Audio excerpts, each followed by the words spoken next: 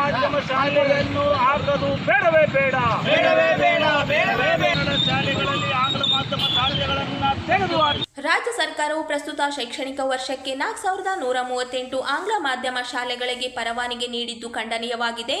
ಇದರಿಂದ ಕನ್ನಡ ಮಾಧ್ಯಮ ಶಾಲೆಗಳಿಗೆ ಹೊಡೆತ ಬೀಳಲಿದೆ ಎಂದು ಕನ್ನಡ ಮಿತ್ರಕೂಟ ರಾಯಚೂರು ವತಿಯಿಂದ ಅಸಮಾಧಾನ ವ್ಯಕ್ತಪಡಿಸಿದರು. ಜಿಲ್ಲಾಧಿಕಾರಿಗಳ ಮುಖಾಂತರ ಮುಖ್ಯಮಂತ್ರಿಗಳಿಗೆ ಕೂಡಲೇ ಈ ಒಂದು ಅನುಮತಿಯನ್ನು ತೆಗೆದುಕೊಳ್ಳಬೇಕು ಎಂದು ಒತ್ತಾಯಿಸಿದರು. ಕರ್ನಾಟಕ ಸರ್ಕಾರದ ವತಿಯಿಂದ ತಾವುಗಳು ಈ ವರ್ಷದಿಂದ 4138 ಆಂಗ್ಲ ಮಾಧ್ಯಮ ಶಾಲೆಗಳನ್ನು ಸರ್ಕಾರಿ ಕನ್ನಡ ಮಾಧ್ಯಮ ಶಾಲೆಗಳಲ್ಲಿ ತೆರೆಯಲು ಅವಕಾಶ ನೀಡಿರುವುದು ಖಂಡನೀಯವಾಗಿದೆ. ಇದರಿಂದ ಕನ್ನಡ ಮಾಧ್ಯಮ ಶಿಕ್ಷಣದ ಬುಡಕ್ಕೆ ಕೊಡಲು ಪೆಟ್ಟು ಬಿದ್ದಂತಾಗಿದೆ. ಈಗ ಕರ್ನಾಟಕದಲ್ಲಿ ಕನ್ನಡ ಮಾಧ್ಯಮ ಶಾಲೆಗಳು ಉಳಿದಿರುವುದೇ ನಮ್ಮ ರಾಜ್ಯ ಸರ್ಕಾರಿ ಶಾಲೆಗಳಲ್ಲಿ ಮಾತ್ರ. ಹೀಗಾಗಿ ರಾಜ್ಯದ ಬಹುತೇಕ ಖಾಸಗಿ ಶಾಲೆಗಳು ಇಂಗ್ಲಿಷ್ ಮಾಧ್ಯಮ ಶಾಲೆಗಳನ್ನೇ ನಡೆಸುತ್ತಿವೆ. ರಾಜ್ಯದಲ್ಲಿ ಅನೇಕ ಖಾಸಗಿ ಇಂಗ್ಲಿಷ್ ಮಾಧ್ಯಮ ಶಾಲೆಗಳು ಇರುವಾಗ ಸರ್ಕಾರಿ ಕನ್ನಡ ಮಾಧ್ಯಮ ಶಾಲೆಗಳಲ್ಲಿ ಇಂಗ್ಲಿಷ್ ಮಾಧ್ಯಮ ಶಾಲೆ ತೆರೆಯಲು ಅವಕಾಶ ನೀಡಿದ್ದಾರೆ. ಕರ್ನಾಟಕದಲ್ಲಿ ಕನ್ನಡ ಭಾಷೆಗೆ ಉಳಿಗಾಲವಿಲ್ಲದಂತೆ ಆಗುತ್ತದೆ. ರಾಜ್ಯದಲ್ಲಿ ದ್ವಿಭಾಷತಿ ಜಾಲ ಇದ್ದು ಸರ್ಕಾರಿ ಕನ್ನಡ ಮಾಧ್ಯಮ ಶಾಲೆಗಳಲ್ಲಿ ಇಂಗ್ಲಿಷ್ ಭಾಷೆಯು ಒಂದು ಇದ್ದು ಇಲ್ಲೂ ಆಂಗ್ಲ ಮಾಧ್ಯಮ ಶಾಲೆಗೆ ಅನುಮತಿ ನೀಡಿರುವುದು ಸರಿಯಲ್ಲ. 4138 ಶಾಲೆಗಳು ಬೃಹತ್ತಾಗಿ ಅನುಮತಿ ನೀಡಿರುವುದು ಕನ್ನಡ ಮಾಧ್ಯಮ ಶಿಕ್ಷಣಕ್ಕೆ ಕೊಡಲು ಪೆಟ್ಟು ನೀಡಿದಂತಾಗಿದೆ. ಕನ್ನಡ ಶಿಕ್ಷಣವೇ ಹೋದ ಮೇಲೆ ಕನ್ನಡ ಭಾಷೆಯು ಕೂಡ ಕ್ರಮೇಣ ನಶಿಸಿ ಹೋಗುವುದರಲ್ಲಿ ಸಂದೇಹವಿಲ್ಲ ಎಂದು ಅಸಮಾಧಾನ ವ್ಯಕ್ತಪಡಿಸಿದರು. ಕೂಡಲೇ ಪರವಾನಗಿ ನೀಡಿರುವ ಶಾಲೆಗಳ ಅನುಮತಿಯನ್ನು ಹಿಂಪಡೆಯಬೇಕು ಎಂದು ಒತ್ತಾಯಿಸಿದರು. ರಾಜ್ಯ ಸರ್ಕಾರ 4134 ಆಂಗ್ಲ ಮಾಧ್ಯಮ ಶಾಲೆಗಳನ್ನು ಅದು ಈ ಸರ್ಕಾರಿ ಶಾಲೆಗಳಲ್ಲಿ ತೆರಲಿಕ್ಕೆ ಹೋಗ್ತಾ ಇದೆ. ಯಾರಿಗೆ ಬೇಕು ಆಂಗ್ಲ ಮಾಧ್ಯಮ ಶಾಲೆ? ನೀವೇನಾದರೂ ಈ ರೀತಿ ಆಂಗ್ಲ ಮಾಧ್ಯಮ ಶಾಲೆಗಳನ್ನು ತೆಗೆದರೆ ನಮ್ಮ ಕನ್ನಡ ಭಾಷೆಯ ಪರಿಸ್ಥಿತಿ ಅಯೋಮಯ, ಅದರ ಅಧೋಗತಿ ಅಂತಕ್ಕಂಥದ್ದನ್ನು ಸರ್ವನಾಶ ಕನ್ನಡ ಭಾಷೆಯನ್ನು ಮಾಡಕ್ಕೆ ಹೊರಟಿದ್ದೀರಾ. ಎಲ್ಲರ ಪೋಷಕರ ಆಸೆಯ ಮೇಲೆಗೆ, ಪೋಷಕರ ಒಂದು ಬೇಡಿಕೆ ಮೇಲೆಗೆ ನಾವು ಆಂಗ್ಲ ಮಾಧ್ಯಮ ಶಾಲೆಯನ್ನು ಕನ್ನಡ ಒಂದು ಸರ್ಕಾರಿ ಶಾಲೆಯಲ್ಲಿ ನಾವು ಇರಿತಾ ಇದ್ದೀವಿ ಅಂತಕ್ಕಂಥ ನಮ್ಮ ಮುಖ್ಯಮಂತ್ರಿಗಳ ತೀರ್ಮಾನ ಕೂಡ ಇದು ಕನ್ನಡ ಭಾಷೆಗೆ ವಿರೋಧವಾಗಿದೆ. ನೋಡಿ, ಪೋಷಕರಿಗೆ ಸಮಜಾಯಿಸಿ ಕೊಡಿ. ನೀವು ಇವತ್ತಿಗೂ ಒಂದು ಕಾನೂನನ್ನು ರೂಪಿಸಿ ಯಾರು ಕನ್ನಡ ಸಂಪೂರ್ಣ ಭಾಷೆಯಲ್ಲಿ ಉತ್ತೀರ್ಣರಾಗ್ತಾರೋ ಅವ್ರಿಗೇ ಸರ್ಕಾರಿ ಹುದ್ದೆ ಕೊಡಲಾಗುತ್ತೆ. ಅಂದರೆ ಕನ್ನಡ ಭಾಷೆ ಉಳಿತದೆ, ಇಲ್ಲ ಅಂದರೆ ಕನ್ನಡ ಭಾಷೆ ಉಳಿಯೋದಿಲ್ಲ. ಈಗಲೇ ಕನ್ನಡ ಭಾಷೆಯ ಪರಿಸ್ಥಿತಿ ಭಾಳ ಕೆಟ್ಟದಾಗಿದೆ. ಹಾಗಾಗಿ ಕರ್ನಾಟಕದಲ್ಲಿ ಕನ್ನಡ ಭಾಷೆ ಸಾರ್ವಭೌಮ ಅಂತಕ್ಕಂಥ ನಿಟ್ಟಿನಲ್ಲಿ ಇವತ್ತು ನಾವು ಜಿಲ್ಲಾಧಿಕಾರಿಗಳ ಮುಖಾಂತರ ಸನ್ಮಾನ್ಯ ಮುಖ್ಯಮಂತ್ರಿಗಳಿಗೆ ಒಂದು ಮನವಿ ಪತ್ರವನ್ನು ಕನ್ನಡ ಕ್ರಿಯಾ ಸಮಿತಿ ಹಾಗೂ ಕನ್ನಡ ಮಿತ್ರಕೂಟ ನೇತೃತ್ವದಲ್ಲಿ ನಾವಿವತ್ತು ಪ್ರತಿಭಟಿಸಿ ಇವತ್ತು ಮನವಿಯನ್ನು ಸಲ್ಲಿಸ್ತಾ ಇದ್ದೀವಿ. ದಯವಿಟ್ಟು ಸನ್ಮಾನ್ಯ ಮುಖ್ಯಮಂತ್ರಿಗಳು ಇದನ್ನು ಗಮನ ಹರಿಸಿ ಇವತ್ತು ಆಂಗ್ಲ ಭಾಷೆ ಶಾಲೆಗಳನ್ನು ನಮ್ಮ ಭಾಗಕ್ಕೆ ಬೇಡ ಅಂತಕ್ಕಂಥ ಯಾರ್ಯಾರು ನೀವು ಆಂಗ್ಲ ಭಾಷೆಯಲ್ಲಿ ಮೊದಲು ಕನ್ನಡಕ್ಕೆ ಆದ್ಯತೆ ಕೊಡಿ, ಕನ್ನಡನ ಉಳಿಸಲಿಟ್ಟಲ್ಲಿ ನೀವು ಆಲೋಚಿಸಿ ಅಂತಕ್ಕಂಥದ್ದನ್ನು ಇವತ್ತು ಭಾಳ ಉಗ್ರವಾಗಿ ನಾವು ಇವತ್ತು ಖಂಡಿಸ್ತಾ ಇದ್ದೀವಿ. ದಯವಿಟ್ಟು ನಮ್ಮ ಬೇಡಿಕೆಯನ್ನು ಈಡೇರಬೇಕು, ಇಲ್ಲಾಂದರೆ ರಾಜ್ಯದಂತ ನಾವು ಹೋರಾಟವನ್ನು ಮಾಡ್ತೀವಿ ಅಂತಕ್ಕಂಥದ್ದನ್ನು ಈ ಸಂದರ್ಭದಲ್ಲಿ ಹೇಳಕ್ಕೆ ಇಷ್ಟಪಡ್ತಾ ಇದ್ದೀನಿ.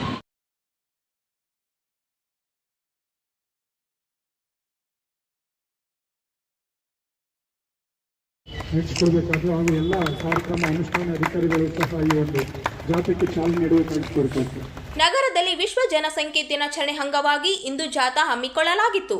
ಜಿಲ್ಲಾ ಆಡಳಿತ, ಜಿಲ್ಲಾ ಪಂಚಾಯತ್, ಜಿಲ್ಲಾ ಆರೋಗ್ಯ ಕುಟುಂಬ ಕಲ್ಯಾಣ ಇಲಾಖೆ, ರಿಮ್ಸ್ ಬೋಧಕ ಆಸ್ಪತ್ರೆ ಮತ್ತು SKES ಪ್ಯಾರಾಮೆಡಿಕಲ್ ಕಾಲೇಜ್ ಸಂಯುಕ್ತ ಆಶ್ರಯದಲ್ಲಿ ಜಾಥಾಕ್ಕೆ ಜಿಲ್ಲಾ ಆರೋಗ್ಯ ಕುಟುಂಬ ಕಲ್ಯಾಣ ಅಧಿಕಾರಿ ಸುರೇಂದ್ರ ಬಾಬು ಚಾಲನೆ ನೀಡಿ ಮಾತನಾಡಿದರು. ಮಹಿಳೆ ದೈಹಿಕ ಮಾನಸಿಕ ಆರೋಗ್ಯ ಸ್ಥಿತಿ, ತಾಯಿತನಕ್ಕೆ ಸರಿಯಾದ ವಯಸ್ಸಿನ ಬಗ್ಗೆ ಮಾತನಾಡಿದರು. ಹರಿಹರಿಯದ ಸಮಯದಲ್ಲಿ ವಿವಾಹ ಮಾಡಿರುವುದರಿಂದ ಆಗುವ ತೊಂದರೆಗಳನ್ನು ತಪ್ಪಿಸಲು ಮುಂದಾಗಬೇಕಾಗಿದೆ. ವರ್ಷಕ್ಕೆ 40,000 ಮಂದಿ ಗರ್ಭಿಣಿಯರು, ಜನಸಂಖ್ಯೆ ನಿಯಂತ್ರಣಕ್ಕೆ ಕುಟುಂಬ ನಿಯಂತ್ರಣ ಆಪರೇಷನ್ ಮಾಡಿಸಿಕೊಳ್ಳಲು ಅವಕಾಶವಿದೆ ಎಂದರು. ಭಾರತದ ಜನಸಂಖ್ಯೆ ದಿನೇ ಬೆಳೆಯುತ್ತಿದೆ. ಈ ಸಂದರ್ಭದಲ್ಲಿ ಜನಸಂಖ್ಯೆ ನಿಯಂತ್ರಣ ಮಾಡಲು ಅವಕಾಶ ಮಾಡಿಕೊಡುತ್ತದೆ ಎಂದು ವಿವರಿಸಿದರು. ಜಾಥಾದಲ್ಲಿ ರಿಮ್ಸ್ ನಿರ್ದೇಶಕ ರಮೇಶ್ ಶಸ್ತ್ರಚಿಕಿತ್ಸಕರು, ವಿಜಯ್ ಶಂಕರ್ ಅಧಿಕಾರಿ, ಚಂದ್ರಶೇಖರ್ ವೈದ್ಯಾಧಿಕಾರಿ, ಡಾಕ್ಟರ್ ಗಣೇಶ್ ತಾಲೂಕಿನ ಕ್ಷೇತ್ರ ಶಿಕ್ಷಣ ಅಧಿಕಾರಿ, ಈರಣ್ಣ ಕೊಸಗಿ, ನಂದಿತಾ, ಪ್ರಜ್ವಲ್ ಕುಮಾರ್, ಕೀರ್ತಿರಾವ್, ಸರೋಜಾ ಭಾಗವಹಿಸಿದರು. ಆರೋಗ್ಯವಂತ ಮಕ್ಕಳು ದೇಶಕ್ಕೆ ಸಂಪತ್ತು. ಶಿಕ್ಷಣ ಮೊದಲು, ಮದುವೆ ನಂತರ ಶಿಕ್ಷಣ ಮೊದಲು ಮದುವೆ ನಂತರ ಶಿಕ್ಷಣ ಮೊದಲು ಶಿಕ್ಷಣ ಮೊದಲು ಶಿಕ್ಷಣ ಮೊದಲು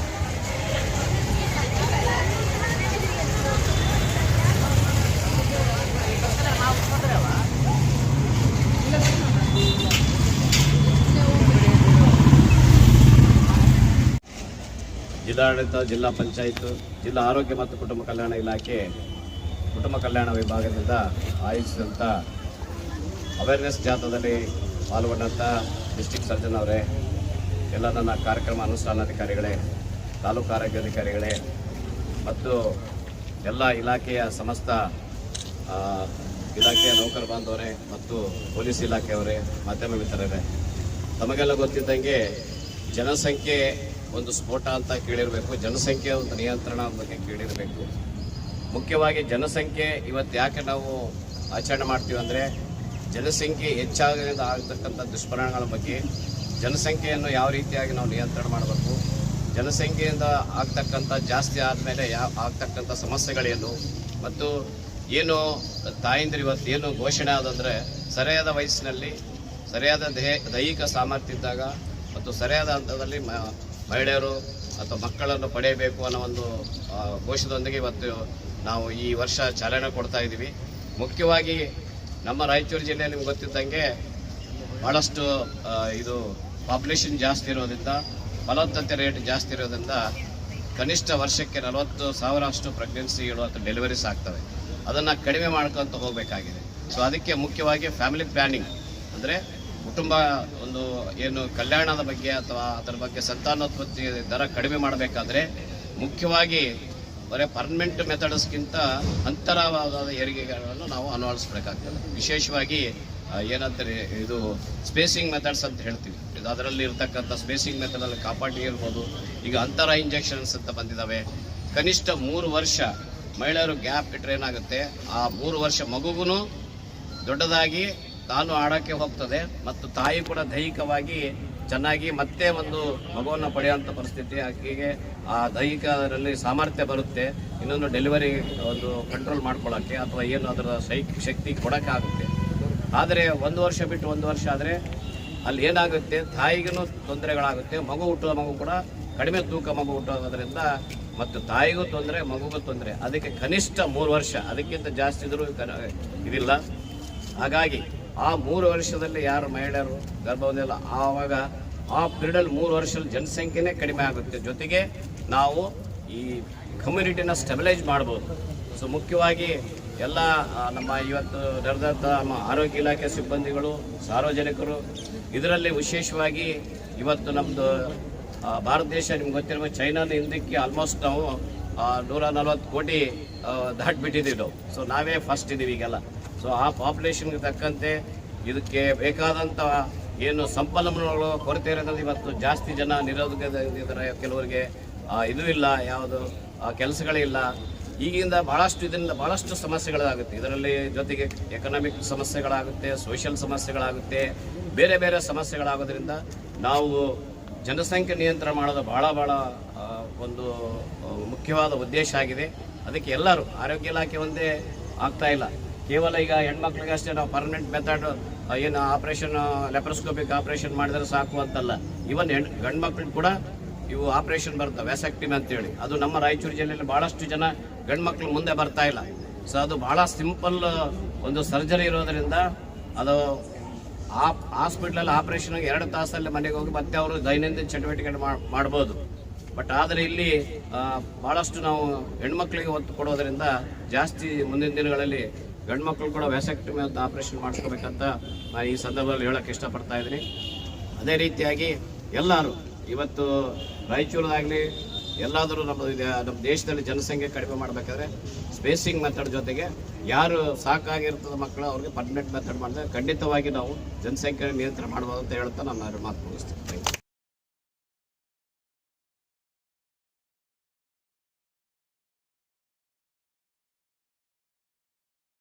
ಕಾಂಗ್ರೆಸ್ ಪಕ್ಷದ ಮುಖಂಡರು ಮಾದಿಗ ಸಮಾಜಕ್ಕೆ ದ್ರೋಹವೆಸಗಿದ್ದಾರೆ ಎಂದು ಮಾದಿಗ ಮೀಸಲಾತಿ ಐಕ್ಯ ಹೋರಾಟ ಸಮಿತಿ ಮುಖಂಡ ಎಂ ವಿರೂಪಾಕ್ಷಿ ಆರೋಪ ಮಾಡಿದರು. ನಗರದ ಪತ್ರಿಕಾ ಭವನದಲ್ಲಿ ಸುದ್ದಿಗೋಷ್ಠಿ ಉದ್ದೇಶಿಸಿ ಮಾತನಾಡಿ, ನಮ್ಮ ಜನಾಂಗದ ಮಹಾಪೌರರಾಗಿದ್ದ ನರಸಿಂಹಲು ಮಾಡಿಗೇರಿ ಅವರ ಮೇಲೆ ಒತ್ತಡ ಹಾಕಿ ರಜೆ ಮೇಲೆಯೇ ತೆರಳುವಂತೆ ಮಾಡಿ ಅಲ್ಪಸಂಖ್ಯಾತ ಸಮುದಾಯದ ಸಜಿದ್ ಸಮೀರ್ ಅವರು ಮಹಾಪೌರರಾಗಿ ಪ್ರಭಾವ ವಹಿಸಿಕೊಳ್ಳುವಂತೆ ಸಚಿವರು ಮುಖಂಡರು ಮಾಡಿದ್ದಾರೆ. ಸಂವಿಧಾನ ಮಾಡಲ್ಪಟ್ಟ ಮೀಸಲಾತಿಯಲ್ಲಿ ಮಹಾಪೌರರಾಗಿದ್ದ ನರಸಮ್ಮ ಅವರ ಅಧಿಕಾರ ಅವಧಿಯನ್ನು ತಮ್ಮ ಪ್ರಭಾವದಿಂದ ಮೊಟಕುಗೊಳಿಸುವುದನ್ನು ನೋಡಿದ್ದಾರೆ. ನಾವು ಯಾವ ಪ್ರಜಾಪ್ರಭುತ್ವ ರಾಜ್ಯದಲ್ಲಿದ್ದೀವ್ಯಾ ಎಂದು ಅನುಮಾನ ಮೂಡಿಬರುತ್ತದೆ. ಈ ವಿಚಾರದಲ್ಲಿ ನಮ್ಮ ಸಮಾಜದಿಂದ ಬೆಂಗಳೂರಿಗೆ ನಿಯೋಗವೊಂದನ್ನು ತೆಗೆದುಕೊಂಡು ಹೋಗಿ ಮುಖ್ಯಮಂತ್ರಿ ಸಿದ್ದರಾಮಯ್ಯ ಹಾಗೂ ಡಿಸಿಎಂ ಡಿಕೆ ಶಿವಕುಮಾರ್ ಹಾಗೂ ಜಿಲ್ಲಾ ಉಸ್ತುವಾರಿ ಸಚಿವ ಶರಣ್ ಪ್ರಕಾಶ್ ಪಾಟೀಲ್ ಅವರನ್ನು ಭೇಟಿ ಮಾಡಿ ಇಲ್ಲಿನ ರಾಜಕೀಯ ಬೆಳವಣಿಗೆ ಕುರಿತು ಅವರ ಗಮನಕ್ಕೆ ತರುತ್ತೇವೆ. ಮತ್ತೆ ನರಸಮ್ಮ ಮಾಡಿಗೇರಿ ಅವರನ್ನೇ ಮುಂದುವರಿಸುವಂತೆ ಕೇಳುತ್ತೇವೆ. ನಮ್ಮ ಬೇಡಿಕೆಗೆ ಸಕಾರಾತ್ಮಕ ಸ್ಪಂದನೆ ಸಿಗುತ್ತದೆ ಎನ್ನುವ ನಂಬಿಕೆ ಹೊಂದಿದ್ದೇವೆ. ಆದರೆ ಬೇಡಿಕೆಗೆ ಸ್ಪಂದನೆ ಸಿಗದಿದ್ದರೆ ನಮ್ಮ ಸಮಾಜದಿಂದ ಬೃಹತ್ ಹೋರಾಟ ರೂಪಿಸುತ್ತೇವೆ ಎಂದರು. ಇಂತಹ ಬೆಳವಣಿಗೆ ಮೊದಲೇನಲ್ಲ, 2013ರಲ್ಲಿಯೂ ಕೂಡ ಇದೇ ಪರಿಸ್ಥಿತಿ ನಿರ್ಮಾಣವಾಗಿತ್ತು. ಗದ್ದೂರಿನಲ್ಲಿ ಎಸ್ಸಿ ಸಮುದಾಯ ಅಧ್ಯಕ್ಷ ಗಾದೆಗೆ ಏರದಂತೆ ನೋಡಿಕೊಳ್ಳಲಾಯಿತು. ಈಗ ಅಂತಹದೇ ಪರಿಸ್ಥಿತಿ ನಗರಕ್ಕೆ ಕಾಲಿಟ್ಟಿದ್ದು, ಕಾಂಗ್ರೆಸ್ ಪಕ್ಷದಲ್ಲಿನ ಮಾದಿಗ ಸಮಾಜದವರೆಲ್ಲ ಮಾನ ಮರ್ಯಾದೆ ಇದ್ದರೆ ಪಕ್ಷ ಬಿಟ್ಟು ಹೊರಬನ್ನಿ ಎಂದು ಕರೆ ನೀಡಿದರು. ಈ ಸಂದರ್ಭದಲ್ಲಿ ನರಸಪ್ಪ ಆಶಪುರ, ಎಸ್ ರಾಜು ಸೇರಿದಂತೆ ಇತರರು ಉಪಸ್ಥಿತರಿದ್ದರು. ಅವರನ್ನ ವಿನಾಕಾರಣ ಅನಾರೋಗ್ಯದ ಮೇಲೆ ಬೇರೆಯವರಿಗೆ ಅಧಿಕಾರ ಹಸ್ತಾಂತರ ಮಾಡಿರ್ತಕ್ಕಂಥದ್ದು ಕಾಂಗ್ರೆಸ್ ಪಕ್ಷ ಇಡೀ ನಮ್ಮ ಸಮಾಜಕ್ಕೆ ಮಾಡಿರ್ತಕ್ಕಂಥದ್ದು ಮಹಾ ದ್ರೋಹ ಅಂತಕ್ಕಂಥದ್ದನ್ನು ಹೇಳಲಿಕ್ಕೆ ಇಷ್ಟಪಡ್ತೇನೆ. ಯಾಕಂತೇಳಿದ್ರೆ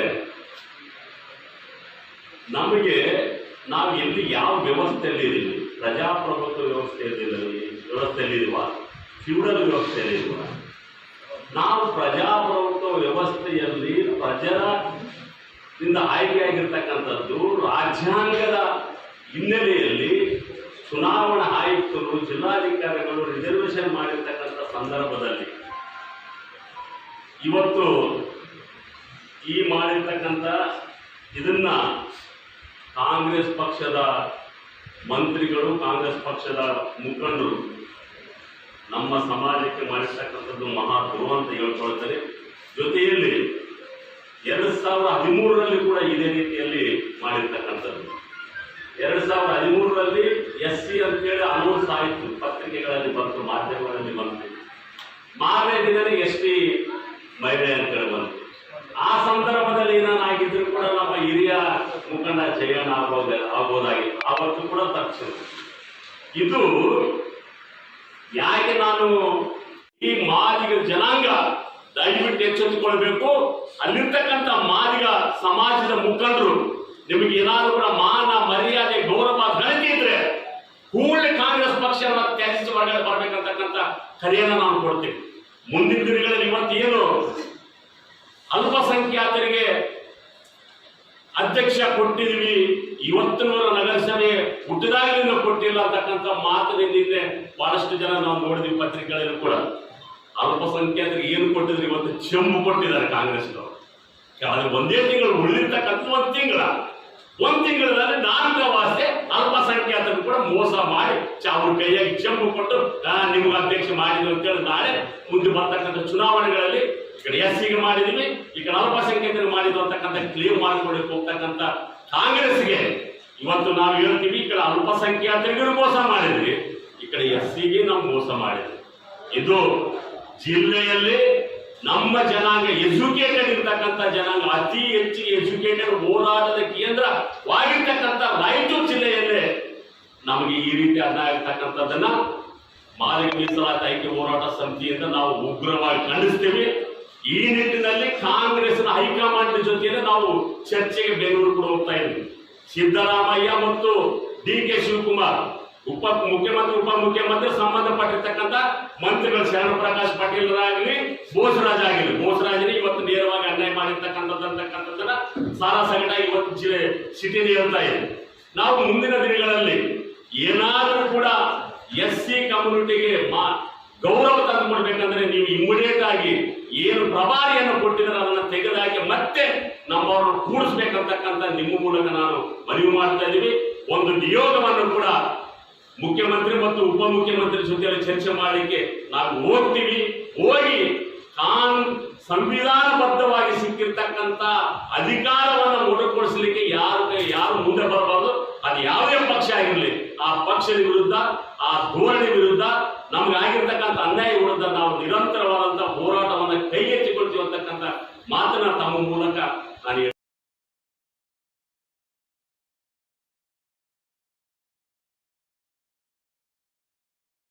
ಹೊಸ ಮನಿ ಪ್ರಕಾಶನ ರಾಯಚೂರು ಹೊತ್ತಿಯಿಂದ 2023-24ನೇ ಸಾಲಿನ ಹೊಸ ಮನಿ ಕಾವ್ಯ ಪ್ರಶಸ್ತಿ, 2025ನೇ ಸಾಲಿನ ಮಹಿಳಾ ಹೊಸ ಮನಿ ರಂಗ ಪ್ರಶಸ್ತಿ ಪ್ರದಾನ ಕಾರ್ಯಕ್ರಮವನ್ನು ಜುಲೈ 13ರಂದು ಬೆಳಗ್ಗೆ 10 ಗಂಟೆಗೆ ಕನ್ನಡ ಭವನದಲ್ಲಿ ಹಮ್ಮಿಕೊಳ್ಳಲಾಗಿದೆ ಎಂದು ಹೊಸ ಮನಿ ಪ್ರಕಾಶನ ಅಧ್ಯಕ್ಷರಾದ ಬಶೀರ ಅಹಮದ್ ಹೊಸಮನಿ ಅವರು ಹೇಳಿದರು. ನಗರದ ಪತ್ರಿಕಾ ಭವನದಲ್ಲಿ ಸುದ್ದಿಗೋಷ್ಠಿ ಉದ್ದೇಶಿಸಿ ಮಾತನಾಡಿ, ಕನ್ನಡವನ್ನು ಕಟ್ಟುವ ಕಾರ್ಯಭಾಗವಾಗಿ ಪ್ರತಿ ವರ್ಷವೂ ಪ್ರಶಸ್ತಿಯನ್ನು ನೀಡುತ್ತಿದ್ದು, ಪ್ರಥಮ ಪ್ರಶಸ್ತಿಯನ್ನು ಡಾಕ್ಟರ್ ಬಸಮ್ಮ ಹಿರೇಮಠ ರಚಿತ ದಿಗ್ದರ್ಶನ ಕವನ ಸಂಕಲನಕ್ಕೆ, ದ್ವಿತೀಯ ಪ್ರಶಸ್ತಿಯನ್ನು ಅಂಬಮ್ಮ ಪ್ರತಾಪ್ ಸಿಂಗ್ ರಚಿತ ಮೌನದೊಡಲ ಮಾತು ಜಗ್ಗಲ್ ಸಂಕಲನಕ್ಕೆ ನೀಡಿದ್ದು, ಹೊಸಮನಿ ರಂಗ ಪ್ರಶಸ್ತಿಯನ್ನು ರಾಮಣ್ಣ ಮಡ್ಚೇಡ್, ದಿ ಜಲಾಲ್ ಸಾಬ್ ಅಣಿ ವೀರಯ್ಯ ಸ್ವಾಮಿ, ಪ್ರವೀಣ್ ರೆಡ್ಡಿ ಗುಂಜಳ್ಳಿ, ನಾಗಪ್ಪ ಬಾಳೆ, ಸುಂದರೇಶ್, ವೆಂಕಟೇಶ್ ನರಸಿಂಹಲು, BN ವಾಲ್ಮೀಕಿ, ರಂಗಸಿರಿ ರಂಗಸ್ವಾಮಿ, ಬಸವರಾಜ ರಂಗಭೂಮಿ ಅವರಿಗೆ ನೀಡಿ ಗೌರವಿಸಲಾಗುತ್ತಿತ್ತು. ಹೆಚ್ಚಿನ ಸಂಖ್ಯೆಯಲ್ಲಿ ಕನ್ನಡ ಅಭಿಮಾನಿಗಳು ಆಗಮಿಸಿ ಕಾರ್ಯಕ್ರಮ ಯಶಸ್ವಿಗೊಳಿಸಬೇಕೆಂದು ಕೋರಿದರು. ಸಂಪಾದಕರು ಈಶಾನ್ಯ ಟೈಮ್ಸ್ ಕನ್ನಡ ದಿನಪತ್ರಿಕೆ ರಾಯಚೂರು ಇವರು ನಡೆಸಿಕೊಡಲಿದ್ದಾರೆ. ಅಧ್ಯಕ್ಷತೆ ನಾನೇ, ಅಂದರೆ ಶ್ರೀ ಬಶೀರ್ ಅಹಮದ್ ಹೊಸಮನಿ, ಅಧ್ಯಕ್ಷರು ಹೊಸಮನಿ ಪ್ರಕಾಶನ ರಾಯಚೂರು. ಮುಖ್ಯ ಅತಿಥಿಗಳಾಗಿ ಶ್ರೀ DS ಶರಣಬಸವ, CIETU ಜಿಲ್ಲಾ ಪ್ರಧಾನ ಕಾರ್ಯದರ್ಶಿಗಳು ರಾಯಚೂರು ಇವರು ಬರಲಿದ್ದಾರೆ. ಶ್ರೀ ರುದ್ರಯ್ಯ ಗುಡಾರಿ, ಮಾಜಿ ಸಂಘಟನಾ ಕಾರ್ಯದರ್ಶಿ, ಜಿಲ್ಲಾ ಕನ್ನಡ ಕ್ರಿಯಾ ಸಮಿತಿ ರಾಯಚೂರು ಇವರು ಸಹ ಮುಖ್ಯ ಅತಿಥಿಗಳಾಗಿ ಭಾಗವಹಿಸಲಿದ್ದಾರೆ. ಶ್ರೀ K ವೀರೇಶ್, ಮಾಜಿ ಅಧ್ಯಕ್ಷರು, ಅಖಿಲ ಕರ್ನಾಟಕ ಡಾಕ್ಟರ್ ರಾಜ್ಕುಮಾರ್ ಅಭಿಮಾನಿಗಳ ಸಂಘ ಜಿಲ್ಲಾ ಘಟಕ ರಾಯಚೂರು ಅವರು ಬರಲಿದ್ದಾರೆ. ಶ್ರೀ ರಮೇಶ್ ಕೊಟ್ಟಬನಿ, ಮಾಜಿ ಕಾರ್ಯದರ್ಶಿ, ಮಹಾತ್ಮ ಗಾಂಧೀಜಿ ಯುವಕ ಸಂಘ ಮಾಡಗಿರಿ ತಾಲೂಕು ಸೇರುವ ಜಿಲ್ಲಾ ರಾಯಚೂರು ಇವರು ಸಹ ಮುಖ್ಯ ಅತಿಥಿಗಳಾಗಿ ಭಾಗವಹಿಸಲಿದ್ದಾರೆ. ಶ್ರೀ ಚಂದ್ರಶೇಖರ್ ಪಾಟೀಲ್, ಸಂಘಟನಾ ಕಾರ್ಯದರ್ಶಿ, ಕನ್ನಡ ಮಿತ್ರಕೂಟ ರಾಯಚೂರು ಇವರು ಸಹ ಮುಖ್ಯ ಅತಿಥಿಗಳಾಗಿ ಭಾಗವಹಿಸಲಿದ್ದಾರೆ. ಉಪಸ್ಥಿತಿ ಶ್ರೀಮತಿ ಪರ್ವೀನ್ ಬೇಗಂ ಹೊಸಮನಿ, ಉಪಾಧ್ಯಕ್ಷರು ಹೊಸಮನಿ ಪ್ರಕಾಶನ ರಾಯಚೂರು. ಇನ್ನು ಕಾರ್ಯಕ್ರಮಗಳ ವಿವರ. ಹೊಸಮನಿ ಮಹಿಳಾ ಕಾವ್ಯ ಪ್ರಶಸ್ತಿ 2023-24ಕ್ಕೆ ಪ್ರಥಮ ಪ್ರಶಸ್ತಿ ಪುರಸ್ಕೃತರಾಗಿರುವವರು ಶ್ರೀಮತಿ ಡಾಕ್ಟರ್ ಬಸಮ್ಮ ಹಿರೇಮಠ್, ಹಿರಿಯ ಕವಯತ್ರಿ ಮತ್ತು ಶಿಕ್ಷಕಿ, ಸಿಂಧನೂರು. ಇವರ ದಿಗ್ದರ್ಶನ ಕವನ ಸಂಕಲನಕ್ಕೆ ಪ್ರಥಮ ಬಹುಮಾನ ಕೊಡಲಾಗಿದೆ. ದ್ವಿತೀಯ ಪ್ರಶಸ್ತಿ ಹೊಸಮನಿ ಮಹಿಳಾ ಕಾವ್ಯ ಪ್ರಶಸ್ತಿ, ದ್ವಿತೀಯ ಪ್ರಶಸ್ತಿ ಪುರಸ್ಕೃತರು ಶ್ರೀಮತಿ ಅಂಬಮ್ಮ ಪ್ರತಾಪ್ ಸಿಂಗ್, ಕವಯತ್ರಿ, ಮಾನ್ವಿ, ಜಿಲ್ಲಾ ರಾಯಚೂರು. ಇವರ ಮೌನದೊಡಲ ಮಾತು ಗಜಲ್ ಸಂಕಲನಕ್ಕೆ ದ್ವಿತೀಯ ಪ್ರಶಸ್ತಿ ಕೊಡಲಾಗಿದೆ. ಇನ್ನು ಹೊಸಮನಿ ಬಯಲಾಟ ಪ್ರಶಸ್ತಿ, ಹೊಸಮನಿ ರಂಗ ಪ್ರಶಸ್ತಿಯನ್ನ 2025 ಪಡೆದವರು ಈ ರೀತಿ ಇದ್ದಾರೆ. ಶ್ರೀ ರಾಮಣ್ಣ ಮಾಸ್ಟರ್ ಮರ್ಚೇಡ್, ಬಯಲಾಟ ನಟ ನಿರ್ದೇಶಕರು, ಮರ್ಚೇಡ್ ಗ್ರಾಮ, ತಾಲೂಕು ಜಿಲ್ಲಾ ರಾಯಚೂರು ಇವರಿಗೆ ಸಿಗಲಿದೆ. ದಿವಂಗತ ಜಲಾಲ್ ಸಾಬ್, ಬಯಲಾಟ ಕಲಾವಿದರು, ಅಂದ್ರೆ ಸಾರಥಿ ಪಾತ್ರಧಾರಿಗಳು, ಮಾಡಗಿರಿ ತಾಲೂಕು ಸಿರ್ವಾರ್ ಜಿಲ್ಲಾ ರಾಯಚೂರು. ಶ್ರೀ ಅಣವೀರಯ್ಯ ಸ್ವಾಮಿ, ರಂಗ ಕಲಾವಿದರು, ಸಂಘಟಕರು, ದೇಸೂರ್ ತಾಲೂಕು ಜಿಲ್ಲಾ ರಾಯಚೂರು. ಶ್ರೀ ಪ್ರವೀಣ್ ರೆಡ್ಡಿ ಗುಂಜಳ್ಳಿ, ರಂಗನಟ, ನಿರ್ದೇಶಕ, ಸಂಘಟಕ, ರಾಯಚೂರು. ಶ್ರೀ ದಿವಂಗತ ನಾಗಪ್ಪ ಬಾಳೆ, ರಂಗನಟ, ನಿರ್ದೇಶಕ ಮತ್ತು ಬೆಳಕಿನ ತಜ್ಞರು, ವಿನ್ಯಾಸಕಾರರು, ಶಕ್ತಿನಗರ ರಾಯಚೂರು. ದಿವಂಗತ ಸುಂದರೇಶ್ ಶಾಸ್ತ್ರಿ, ಹವ್ಯಾಸಿ ರಂಗನಟ, ಪ್ರಸಾದನ ಕಲಾವಿದರು, ಶಕ್ತಿನಗರ ರಾಯಚೂರು. ಶ್ರೀ ವೆಂಕಟ ನರಸಿಂಹಲು, ರಂಗನಟ, ಸಂಘಟಕ, ಪ್ರಸಾದನ ಕಲಾವಿದರು, ರಾಯಚೂರು, ಶಕ್ತಿನಗರ ಅಲ್ಲ, ತಪ್ಪಾಗಿದೆ. ಶ್ರೀ ದಿವಂಗತ BN ವಾಲ್ಮೀಕಿ, ರಂಗನಟ, ನಿರ್ದೇಶಕರು, ನಾಟಕ ರಚನೆಕಾರರು, ಅಸ್ಕ್ಯಾಳ್, ರಾಯಚೂರು. ಶ್ರೀ ರಂಗಶ್ರೀ ರಂಗಸ್ವಾಮಿ, ರಂಗನಟ, ಸಂಘಟಕರು, ರಾಯಚೂರು. ಶ್ರೀ ಬಸವರಾಜ್ ರಂಗಭೂಮಿ, ರಂಗನಟ, ಧ್ವನಿ ಅನುಕರಣೆ ಕಲಾವಿದರು, ರಾಯಚೂರು. ಮತ್ತು ಡಾಕ್ಟರ್ ರಾಜ್ಕುಮಾರ್ ಸಂಘದ ಅಧ್ಯಕ್ಷರು. ಈ ಕಾರ್ಯಕ್ರಮದ ನಿರೂಪಣೆ ಶ್ರೀಮತಿ ಶಂಶಾದ್ ಬೇಗಂ, ಶಿಕ್ಷಕಿ, ಸಲಹೆಗಾರರು, ಹೊಸಮನಿ ಪ್ರಕಾಶನ, ರಾಯಚೂರು. ಸರ್ವರಿಗೂ ನಾವು ಈ ಕಾರ್ಯಕ್ರಮಕ್ಕೆ ಆದರ ಸ್ವಾಗತ ಹೇಳಿದ್ದೇವೆ. ದಯವಿಟ್ಟು ಈ ಒಂದು ಸದುದ್ದೇಶ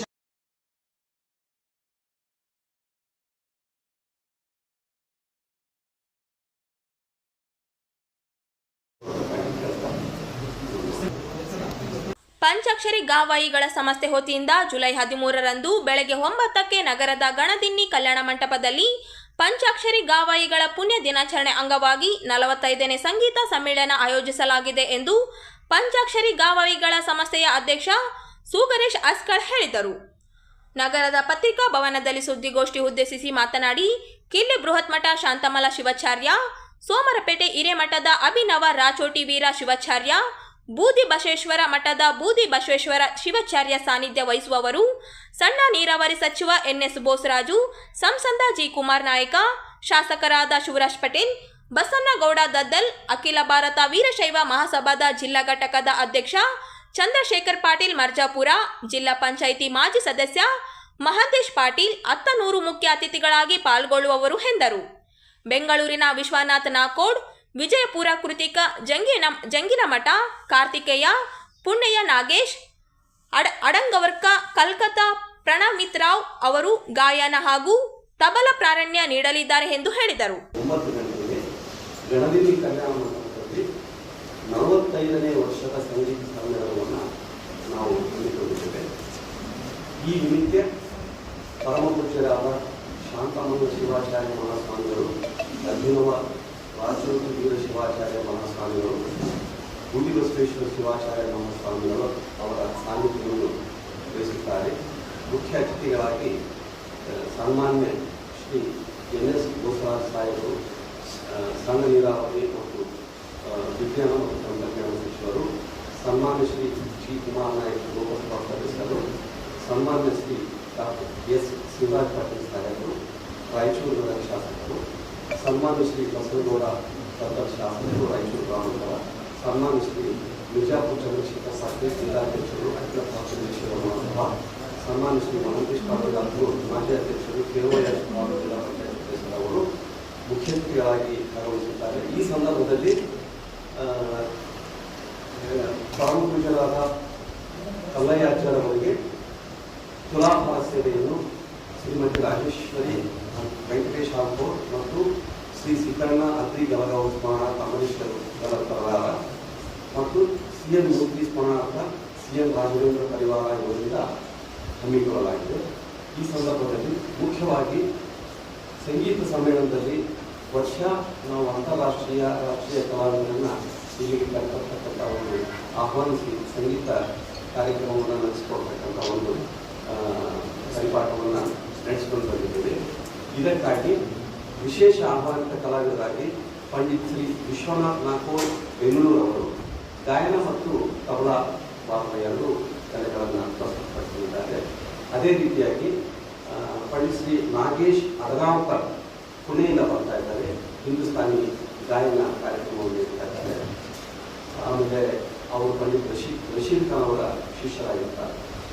ಮತ್ತು ಪಂಡಿತ್ ಹರಿಪ್ರಸಾದ್ ಚೌರಸಿಯಾ ಅವರು ಬಾನ್ಸುರಿ ಕಲಾವಿದರು, ಅವರ ಶಿಷ್ಯರಾದಂತಹ ಕುಮಾರಿ ಕೃತಿಕಾ ಜಂಗಿನಮಠ ವಿಜಯಪುರದಿಂದ ಬಂದು ಇಲ್ಲಿ ತಮ್ಮ ಕಾರ್ಯಕ್ರಮವನ್ನು ಬಾನ್ಸುರಿಯಲ್ಲಿ ಹೇಳ್ತಾ ಇದ್ದಾರೆ. ಅದೇ ರೀತಿಯಾಗಿ ಕಲ್ಕತ್ತಾದ ಶ್ರೀಮತಿ ಪ್ರಣಮಿತಾ ರಾಯ್ ಅಂತೇಳಿ ಅವರು ಹಿಂದೂಸ್ತಾನಿ ಗಾಯನವನ್ನು ಹೇಳ್ತಾ ಇದ್ದಾರೆ. ಜೊತೆಗೆ ಕಾರ್ತಿಕೇಯ ಜಂಗಿನಮಠ ಅವರ ಸಾಥಿಯನ್ನು ನೀಡಲು ಆಯೋಜಿಸ್ತಾ ಇದ್ದಾರೆ. ಈ ಒಂದು ಕಾರ್ಯಕ್ರಮ ಬೆಳಗ್ಗೆ 9ಕ್ಕೆ ಶುರುವಾಗಿ ರಾತ್ರಿಯವರೆಗೆ ಪರವಾಗಿ ಈ ಕಾರ್ಯಕ್ರಮಕ್ಕೆ ತಾವೆಲ್ಲರೂ ಉತ್ತಮವಾದಂಥ ಒಂದು ವಿಚಾರವನ್ನು ನೀಡಿ ಒಂದು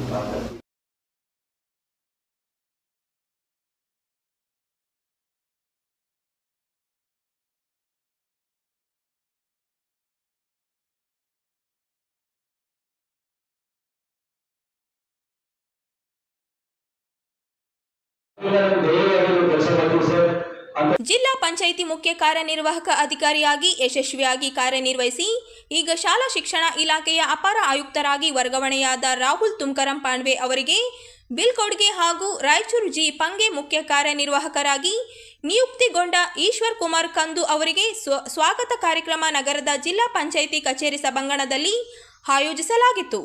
ಕಾರ್ಯಕ್ರಮದಲ್ಲಿ ಮಾತನಾಡಿದ ಜಿಲ್ಲಾ ಪೊಲೀಸ್ ಅಧೀಕ್ಷಕ ಎಂ ಪುಟ್ಟಮಾದಯ್ಯ, ಜಿಲ್ಲಾ ಕೇಂದ್ರದ ನಿರ್ವಹಣೆಯಲ್ಲಿ ಡಿಸಿ, ಎಸ್ಟಿ ಹಾಗೂ ಸಿಇಒ ಈ 3 ಹುದ್ದೆಗಳು ಅತ್ಯಂತ ಪ್ರಮುಖವಾದವು. ಪಾಂಡ್ವೆ ಅವರು ಈ 3 ಪೈಕಿ ಒಂದಾದ ಮುಖ್ಯ ಕಾರ್ಯನಿರ್ವಾಹಕ ಹುದ್ದೆಯನ್ನು ಅತ್ಯಂತ ಸಮರ್ಪಕವಾಗಿ ನಿಭಾಯಿಸಿದರು. ಯಾವುದೇ ಸರ್ಕಾರಿ ಕಾರ್ಯಕ್ರಮದಲ್ಲಿ ಅವರೊಂದಿಗೆ ವೇದಿಕೆ ಹಂಚಿಕೊಳ್ಳುವುದು ನನಗೆ ಗೌರವವಾಗಿತ್ತು. ಸಿಬ್ಬಂದಿಗಳ ಮೇಲಿನ ಕ್ರಮ ಕೈಗೊಳ್ಳುವ ಸಂದರ್ಭದಲ್ಲಿ ಅವರು ನೀಡುತ್ತಿದ್ದ ಸೂಕ್ಷ್ಮ ಸಲಹೆಗಳು ಅಧಿಕಾರಿಗಳು ಹೆಚ್ಚಿನ ಜವಾಬ್ದಾರಿಯಿಂದ ಕೆಲಸ ಮಾಡಲು ಆದಿಯಾಗಿದ್ದವು ಎಂದು ತಿಳಿಸಿದರು. ಅವರ ನಿರ್ವಹಣಾ ಶೈಲಿ ಶಿಸ್ತಿನ ಜೊತೆ ಮನುಷ್ಯತ್ವವನ್ನು ಒಳಗೊಂಡಿತ್ತು. ಅವರು ಅಧಿಕಾರಿಯಾಗಿದ್ದಷ್ಟೇ ಅಲ್ಲದೆ ತಮ್ಮ ಸರಳತೆಯಿಂದ ಜಿಲ್ಲೆಯಲ್ಲಿ ಉತ್ತಮವಾಗಿ ಕಾರ್ಯನಿರ್ವಹಿಸುತ್ತಿದ್ದರು. ಜಿಲ್ಲೆಯಲ್ಲಿ ಯಾವುದೇ ಸಮಸ್ಯೆ ಬಂದರೂ ಅವುಗಳನ್ನು ಪರಿಹರಿಸುವ ನಿಟ್ಟಿನಲ್ಲಿ ತಮ್ಮದೇ ಜ್ಞಾನದಿಂದ ಸಲಹೆಗಳನ್ನು ನೀಡುತ್ತಿದ್ದರು. ಅವರ ಮುಂದಿನ ಹುದ್ದೆಯಲ್ಲಿ ಅವರು ಇನ್ನೂ ಹೆಚ್ಚಿನ ಜನರಿಗೆ ಉತ್ತಮ ಸೇವೆ ನೀಡಲಿ ಎಂದು ಹಾರೈಸಿದರು. ಒಂದು ಆಡಳಿತ ವ್ಯವಸ್ಥೆಯಲ್ಲಿ 4 ಸಿಂಹಗಳು, 3 ವ್ಯವಸ್ಥೆಗಳಾದ್ರೆ ಒಂದು ಕಣ್ಣಿಗೆ ಕಾಣತಕ್ಕಂತ ಒಂದು ಎಷ್ಟು ಮಟ್ಟಿಗೆ ಇವತ್ತು ಈ ಮೈಕನ್ನ ನಾನು ಕೇಳಿ ತಗೋತಿದ್ದೇನೆ, ಬಟ್ ಅದು ನಾನು ಬೇಡ ಆಗಿತ್ತು. ಎಲ್ಲರಿಗೂ ಒಂದು ಮುಖಕ್ಕೆ ಮೈಕ್ ಹಿಡಿದು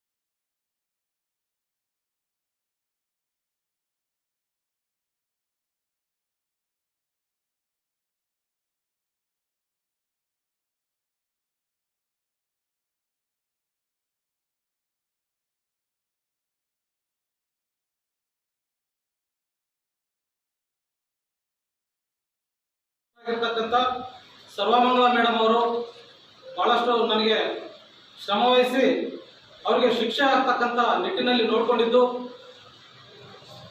ಈ ಒಂದು ವಿಷಯ ನಾನು ತಮ್ಮ ಮುಂದೆ ಎಲ್ಲರ ಮುಂದೆ ಹಂಚಿಕೊಳ್ಳಿಕ್ಕೆ ಬಯಸಿ ನಾನು ಬಂದಿದ್ದೇನೆ. ಇದೇ ರೀತಿ ನಾನು ಯುವಕರಿಗೊಂದು ಮನವಿ ಮಾಡ್ತಕ್ಕಂಥದ್ದು ಏನಂದ್ರೆ, ನ್ಯಾಯ ಮೇಲೆ ನಂಬಿಕೆ ಇಡ್ರಿ.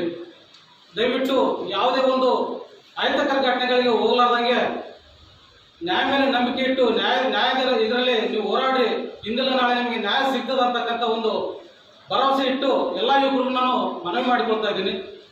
ಅದೇ ರೀತಿಯಾಗಿ ಇಂದು ನನಗೆ ನ್ಯಾಯ ಸಿಕ್ಕಿರ್ತಕ್ಕಂಥದ್ದು ಬಹಳಷ್ಟು ಸಂತೋಷ.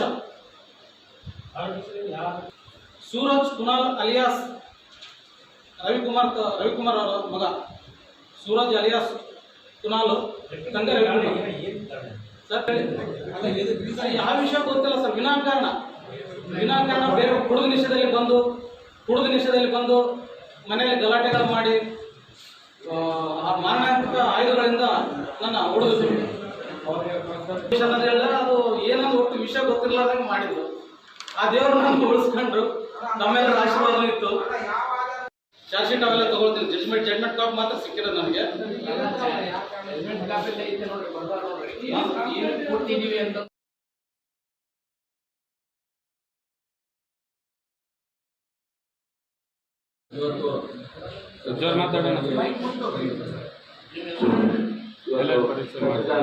ಮಿತ್ರರಿಗೆ ಸ್ವಾಗತ. ಅಂದರೆ ಪತ್ರಿಕಾ ಮಾಧ್ಯಮ ವಿಷಯಕಾರರು ಏನಂದ್ರೆ, ಇದರಲ್ಲಿ ಕೇಳಿಕೊಳ್ಳುತ್ತೇನೆ ಏನಂದ್ರೆ, ಪ್ರತಿಯೊಂದು ಗ್ರಾಮದಲ್ಲಿ ಕೂಡ ಪ್ರತಿಯೊಂದು ಇಲಾಖೆಯಲ್ಲಿ ಕೂಡ ಆಚರಣೆ ಆಗ್ತಾ ಇಲ್ಲ. ಅಧಿಕಾರಿಗಳನ್ನ ನಾವೆಲ್ಲ ಕೇಳಿದಾಗ ಅವರು ನಮ್ಗೆ ಆದೇಶ ಕೂಡ ಬಂದಿಲ್ಲ ಅಂತ ಹೇಳ್ತಾ ಇದ್ದಾರೆ. ಅದೇ ಆ ಥರ ಆಗಬಾರ್ದು. ಇವತ್ತು ಶರಣರದ್ದು ಪ್ರತಿಯೊಂದು ಏನು ಸರ್ಕಾರ ಆದೇಶ ಮಾಡಿರುತ್ತೆ, ಜಯಂತಿಗಳು ಅಚ್ಚುಕಟ್ಟಾಗಿ ಏನು ಸರ್ಕಾರ ಆದೇಶ ಮಾಡಿರ್ತಕ್ಕಂಥದ್ದು ಆದೇಶ ಆಗಿರ್ಬೋದು, ಸಂಘ ಸಂಸ್ಥೆಗಳಾಗಿರ್ಬೋದು, ಎಲ್ಲರೂ ಕೂಡ ಎಲ್ಲ ಶರಣರ ಜಯಂತಿ ಕೂಡ ಆಚರಣೆ ಮಾಡಬೇಕಂತ ಈ ಒಂದು ಪತ್ರಿಕೆ ಮುಖಾಂತರ ಅವರಿಗೂ ಕೂಡ ಮನವಿ ಕೂಡ. ಅದೇ ರೀತಿ ನಮ್ಮ ಹೆಸರು ಗಂಜಪ್ಪ ಅಡ್ಪಾಡ್, ಚಿಕ್ಕನೂರು ಅಡ್ಪಾಡ್ ಸಮಾಜ ಜಿಲ್ಲಾ ಅಧ್ಯಕ್ಷರು. ಅಮರೇಶ್ ಕನ್ಸಲ್ ಅಂತ ಜಿಲ್ಲಾ ಕಾರ್ಯದರ್ಶಿ ಅವರು.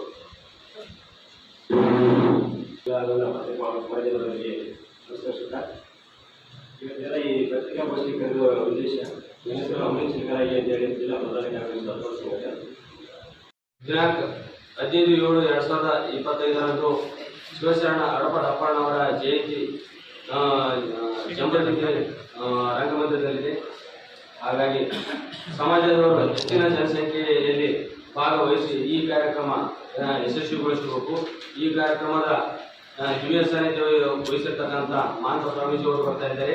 ಅದೇ ರೀತಿ ಉದ್ಘಾಟನೆಯನ್ನು ಶರಣ ಪ್ರಕಾಶ್ ಪಾಟೀಲ್ ಅವರು ಬರ್ತಾ ಇದ್ದಾರೆ. ಅದೇ ರೀತಿ ಜನ ಉಪಸ್ಥಿತಿ NS ಭೂಷಣ್ ಸಣ್ಣ ನೀರಾವರಿ ಸಚಿವರು. ಅದೇ ರೀತಿ ಅಧ್ಯಕ್ಷತೆಯನ್ನು ಶ್ರೀ ಎಸ್ ಶಿವರಾಜ್ ಪಾಟೀಲ್ ಶಾಸಕರು,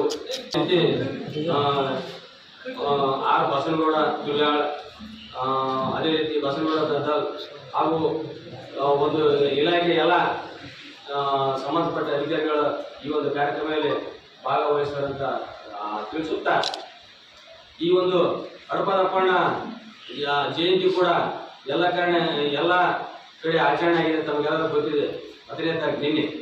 ಹಾಗಾಗಿ ನಮಗೆ ಇಲ್ಲೇ ಒಂದು ಜನಸಂಖ್ಯೆ ಕಡಿಮೆ ಇರೋದಕ್ಕಿಂತ ಹಾಗಾಗಿ ಇಲಾಖೆದವರಿಗೆ ಮನವಿ ಮಾಡಿಕೊಂಡು 15ನೇ ತಾರೀಕಿಗೆ ಒಂದು ದಿನಾಂಕ ನಿಗದಿಪಡಿಸಿದ್ದಾರೆ. ಸಮಾಜದ ಬಾಂಧವರು ಅತಿ ಹೆಚ್ಚಿನ ಜನಸಂಖ್ಯೆ ಬರಬೇಕಂತ ಕೇಳಿಕೊಳ್ಳುತ್ತಾ